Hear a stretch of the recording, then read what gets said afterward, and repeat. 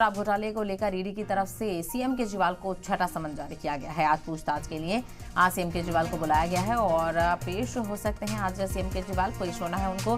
पेशी से पहले केजरीवाल ने मरकज पर हमला बोला, ईडी हट जाए तो बीजेपी आधी रह जाएगी।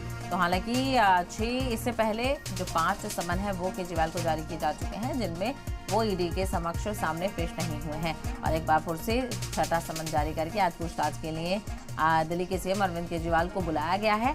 और ऐसे में पेशी से पहले अरविंद केजरीवाल ने मरकज पर हमला बोला है और कहा है ईडी हट जाए तो बीजेपी आधी रह जाएगी।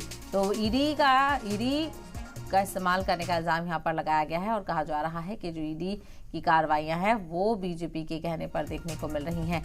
तो शराब घोटाले में आम आदमी पार्टी की मुश्किलें कम होने का नाम नहीं ले रही हैं और इसकी आंच सीएम अरविंद केजरीवाल तक और आम आदमी पार्टी के कन्वीनर अरविंद केजरीवाल तक पहुंच चुकी है। और ऐसे में इससे पहले भी 5 समन पहले ही जारी किए जा चुके हैं, जिनको कोई ना कोई बहाना बनाकर और रीजन देकर अरविंद केजरीवाल शामिल नहीं हुए हैं, सामने नहीं पेश हुए हैं ईडी के। ऐसे में एक बार फिर से छठा समन ईडी की तरफ से जारी किया गया है अरविंद केजरीवाल को और ऐसे में देखना बेहद अहम होगा कि आज पूछताछ के लिए अरविंद केजरीवाल पेश होते हैं या नहीं।